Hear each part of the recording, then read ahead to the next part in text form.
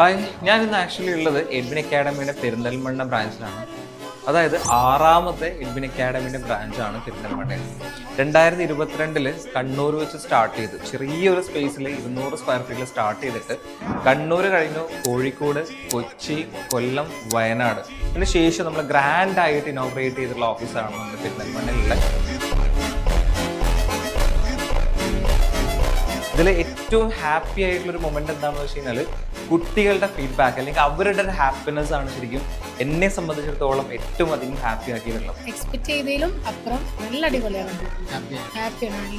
ഇത്രയും ഫെസിലിറ്റീസ് ഞങ്ങൾ എക്സ്പെക്ട് ചെയ്തിരുന്നില്ല. സോ ഞങ്ങൾ വെരി ഹാപ്പിയാണ്. ഇപ്പോഴാണ് ഹാപ്പി ആയത്. ഇപ്പോൾ ഞങ്ങൾക്കൊരു അക്കാദമി വൈബൊക്കെ കിട്ടി. ഇവരെല്ലാവരും പറഞ്ഞ പോലെ സീരിയസ്ലി ഞങ്ങൾ അവിടുന്ന് ഭയങ്കരമായിട്ട് ബുദ്ധിമുട്ടിയിരുന്നു. ബിക്കോസ് ഞങ്ങൾക്ക് ഒരു ഫെസിലിറ്റീസും കിട്ടിയിരുന്നില്ല, അങ്ങനെ തന്നെ പറയാം. അപ്പോൾ ഇനി ഇവിടെ വരുമ്പോൾ എന്താവും എങ്ങനെ ആവും എന്നൊരു കൺഫ്യൂഷൻ ആയിരുന്നു. പക്ഷെ ഇവിടെ വന്നപ്പോൾ ഞങ്ങൾ പ്രതീക്ഷിച്ചേക്കാൾ അപ്പുറം നല്ല അടിപൊളിയാണ്. പിന്നെ ഫെസിലിറ്റീസ് ആയിക്കോട്ടെ, ഇപ്പോഴാണ് ഞങ്ങൾക്ക് ശരിക്കും ഒരു ഫെസിലിറ്റീസ് കിട്ടിയത്. അപ്പോൾ ഓണസ്റ്റ്ലി പറയാം, അടിപൊളി. ഇന്നത്തെ ഇനോഗ്രേഷൻ കൂടാതെ എഡ്വിൻ അക്കാഡമി പെരിന്തൽമണ്ണ ബ്രാഞ്ചിലേക്ക് 2 ബാച്ച് കൂടി ഓൺ ബോർഡ് ആയിട്ടുണ്ട്. സോ അങ്ങനെ ടോട്ടൽ 4 ബാച്ചുകളാണ് ഇപ്പോൾ എഡ്വിൻ അക്കാഡമിയിൽ റൺ ചെയ്തുകൊണ്ടിരിക്കുന്നത്.